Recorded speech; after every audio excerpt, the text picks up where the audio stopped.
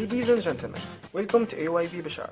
My name is Mohammed Sufyan Boushaba and I'm here with Maysar Hal and Yassine Mahmoudi. Today's podcast is special and interesting. It's our immense pleasure and honor to visit the US Embassy in Algiers to interview Her Excellency, the Ambassador Joan Polashick.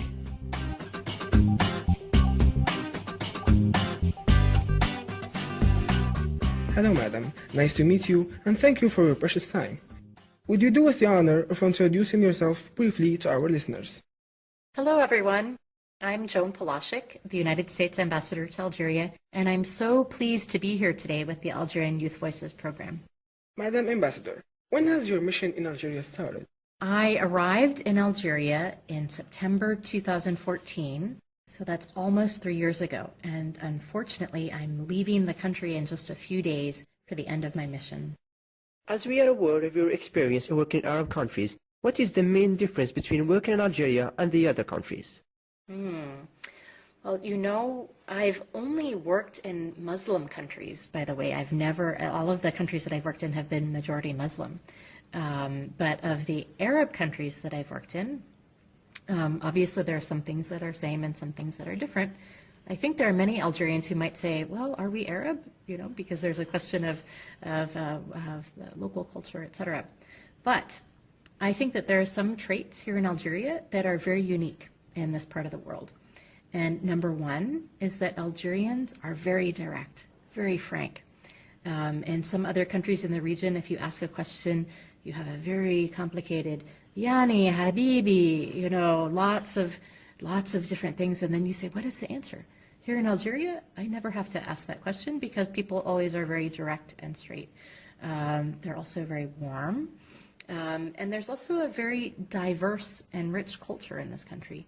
I love the fact that it's impossible to say that is the Algerian face, right? Because there are hundreds, maybe thousands of different kinds of people who live here with different skin color, different ethnic background, different music, different styles of dress. And that's something that our two countries share, because diversity is a very important quality that one finds in the United States, and I think it's a source of strength for our two countries. Would you tell the audience what are the Arab countries you worked in? I started, well, let me see, Arab countries. It was Tunisia, Jordan, and Libya. But when I was based in Jordan, I was covering Gaza, West Bank, Jordan, Syria, and Lebanon. And then for the Muslim countries that I've worked in, so not Arab, but with some similarities, Uzbekistan and Azerbaijan. As I see, it's a hard job. Would you mind telling us what is the most challenging part as an ambassador of the US in Algeria? It's a 24/7 job. That means that I'm always the ambassador all the time. And it's a busy job. In addition to the things that we do during the workday, the official meetings, the events, there are a lot of things that I have to do at night, whether they're official dinners. But for me, the hardest part, or the most challenging part, is the concerns that I have for the team at the embassy, for our American citizens, because my number one responsibility is to make sure that all of my colleagues and all of the American citizens here are safe. And thankfully, the Algerian government is very capable. It has a very strong security service, but still, because that's my number one responsibility, it causes some pressure and worry for me. Would you share with us what was the most fascinating part during your work time here in Algeria? I have so much enjoyed the opportunity to travel in your beautiful and very diverse country. One of my first trips to the south was to your hometown of Bechar, and it was fascinating to me to see how different the culture is down there. And I also really enjoyed my trip to Tamanrasset because I had the opportunity there to spend some time with the Tuareg community, which of course is also a very interesting and different culture. And I visited the Center for the Preservation of Imzad, the music, and when I arrived to the center, they had singing and dancing and camels and sword fighting, all sorts of very different and special things going on. So for me, it's been a real treat to get to know your country. Ever since you started working here, do you think relations between Algeria and the USA have improved? I think that on the part of both the United States government and the Algerian government, there's a very strong desire to strengthen and expand the bilateral relationship. So our two countries are working together in three important areas. Number one is promoting regional security. And it's not just fighting against terrorism, it's also working to find political solutions for regional conflicts. Algeria has done a lot to support peace processes in Mali and Libya, and for that, my government is very grateful. We're also working together to promote economic development and growth. And with the drop in oil prices here in Algeria, I think it's more important than ever that Algeria diversify the economy. And we're working together in that area as well. And then our third priority is really to try to bring our two people closer together. We do a lot of technical cooperation, training programs, and a lot of programs to support youth. So with English language training, entrepreneurship training, and even journalism, like this wonderful project. Ambassador, right before your arrival, did you have any objectives you plan to accomplish here in Algeria as the first representative of the United States? If yes, can you tell us about some? My goal as the United States ambassador was really to work to bring our two countries closer together. Algeria is such an important country, not just in this immediate region, but in Africa as well. And as the former foreign minister, Lamamra, used to say, Algeria is a creator and exporter of stability. So we've worked very hard together to promote regional stability and regional security. And, you know, as I said earlier, the peace processes in Mali and Libya have been hugely important. We've also worked to develop stronger economic ties. There have been some interesting, important projects here with American companies developing local capacity. General Electric is doing a lot in that area. And then also really working to bring our two people closer together. And it's been exciting to see the growth in all of those areas. Your Excellency, what areas do you think that the next ambassador must or need to focus on more? I think the next ambassador will continue to work in all three of these areas. If you take a look at the priorities that President Trump has laid out, number one for the new U.S. administration is promoting regional security and fighting terrorism. And in that area, the United States and Algeria have an excellent program of cooperation, so I'm sure that will continue. Also, the economic sector, one of President Trump's top priorities is to develop the American economy. And it's kind of in this win-win approach, right, that the Algerian government always talks about. And then the third area is diplomacy that you see on the White House website, that they've identified that as an area. And I think that these efforts to bring our two people closer together, that's also a very important part of diplomacy. There's something on the White House website that says something like, one of our goals is to make sure that our existing relationships are stronger, and that the new ones, to basically to make friends out of people that necessarily haven't been friends. And of course, Algeria has been a great friend and will continue to be one in the future. As the third woman through history representing the United States of America as an ambassador in Algeria, tell us about an obstacle you have encountered. You know, I haven't encountered any.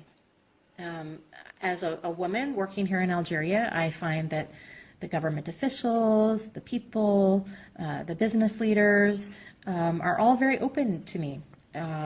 So I think that support for gender equality is a value that our two countries share. And like I said, I haven't encountered any problems at all.